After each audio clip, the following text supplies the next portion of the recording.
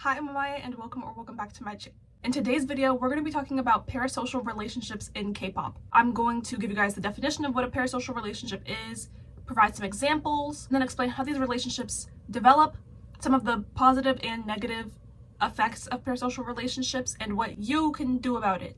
First, let's talk about what a parasocial relationship is. According to Cleveland Clinic, parasocial relationships are one-sided relationships or bonds with people you don't know. These relationships fall into three categories: entertainment social, intense personal, and borderline pathological. Entertainment social are the most common, and it just means that you have an interest in what a celebrity does. Intense personal relationships are the second most common, which is described by a need to keep up with the celebrity, struggling to control their feelings, but acknowledging that the relationship isn't real. The least common and most dangerous form of a parasocial relationship is the borderline pathological relationship, characterized by extreme delusional thoughts, for example, thinking that the celebrity is in love with you, or caring about a celebrity's well-being more than oneself, to where the person is willing to put themselves in danger for the celebrity. When I was researching for this video, I found some great examples of parasocial relationships in pop culture. One that I thought of was when Swifties used to wait outside of Taylor Swift's apartment for her to come out, or think about sports fans who spend thousands of dollars on season tickets and autographed merchandise. Every fandom has their own version of this, and parasocial relationships have always existed since the idea of a celebrity was formed. In the K-pop industry, a group's success is very closely tied to how much of a parasocial relationship their fans build with them. In my last video, I did research on major K-pop companies, and the goal of SM, JYP, and HYBE was to monetize the fan experience. This is important to note because companies know that people are more willing to spend their money on someone that they feel a strong connection to. In researching this video, I read The New Pied Pipers, The Globalization of K-pop and the Role of Parasocial Relationships by Avery Souders. Gen Z K-pop fans spend thousands of dollars for fan calls with their idols by Rina Ko from Business Insider, and The Harmful Consumerism and Unhealthy Parasocial Relationships Within the K-pop Community by Ivana from Velichor Literary. They all discussed how these parasocial relationships can be dangerous and how K-pop companies can profit from them. I linked my sources in the description box for you guys to read them. Now let's go into some strategies K-pop companies use to build parasocial relationships for their fans. Okay, so the first method that a lot of these articles discussed was variety shows and live streams. This can give the illusion of knowing an idol's personality even though they're still being directed by management. And this is something that I thought was really interesting too, because I know a lot of second gen groups talked about how members would kind of be given a personality. Like, you are going to be the mysterious type, so you can't really answer too many questions.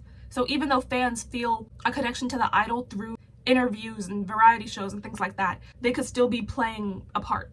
Platforms like Bubble and Weverse allow idols to communicate directly with their fans, which is a big part of building that parasocial relationship. When a group acknowledges their fans directly, it makes them feel way closer to them. The next strategy is the music show voting system. So this gets fans to be directly involved in their group's success, because typically you see more wins. That means a larger fan base, a fan base that's more involved with the group. And it's a lot easier for a fan to build a toxic parasocial relationship when they actually have an impact on the group's success. The next factor into a parasocial relationship is community. Community can peer pressure fans into competitive buying.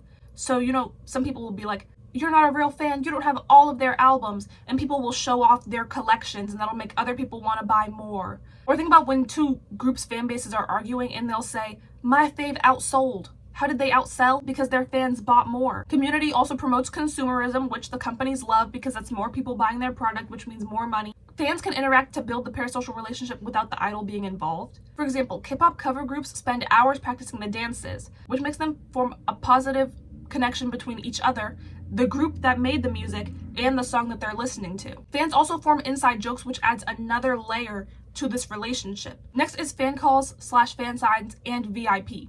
These require fans to spend hundreds of dollars. Business Insider interviewed some K-pop fans. One of the fans that they interviewed spent an average of $300 for 8 90-second fan calls. That's a total of $2,400 for 12 minutes of conversation, or $200 a minute. This was pretty common amongst some of the other fans that I've seen. One of the appeals of fan signs and fan calls is that idols provide fan service, which could involve flirting or heavy compliments to encourage this kind of behavior. Another point of interest is how some people are more inclined to support unknown or nugu groups because they can get more interaction with them. An example of this is groups who tour with Leo Presents all offer like a selfie option, fan sign option, things like that, which is something fans in the US never get to do with bigger groups, because the way fan signs work, every album you buy puts you into a raffle to get a fan sign. So you could buy one and get it, you could buy 50 and not get it. If you're gonna do a sweepstakes in the US, it has to be no fee to enter. If you see an American do a fan sign, they either have a foreign address or they were part of like a group order where the person who managed it had a foreign address, or it was run through some other type of method where you didn't have to pay for a chance to win. Now that I've gone over the ways that companies build these parasocial relationships, here are some of the negative impacts of parasocial relationships in K-pop. This can be great from a financial standpoint since it promotes higher spending, but it can also become dangerous for idols. For example, we all know about the stalker fans who can become easily identifiable because you can catch them following the idols around. You have to have seen the mobs at the airport, and they keep tabs on them like all the time. Fans can also become controlling. Some of them criticize boy groups for dancing with women, like in Hypen, for example, or having female friends. Parasocial relationships are also especially dangerous for people who already suffer from mental health issues like anxiety and depression, since they are more susceptible to developing toxic parasocial relationships. And finally, most K-pop fans do not have a budget for spending on albums. And I'm gonna say that this extends to every other aspect as well, such as going to concerts and buying merch. This could have negative financial consequences, and in the worst cases, a negative impact on their quality of life. So what can you do about it? Keep up with your mental health and take a break from K-pop if you are showing obsessive behavior. Make a budget and think about what you're buying instead of making impulsive purchases. Do not fall victim to peer pressure. Yeah, so that was my video on parasocial relationships. Hope you guys enjoyed it. If you did, don't forget to like, comment, and subscribe. Turn on post notifications, and I'll see you guys in the next one. Bye!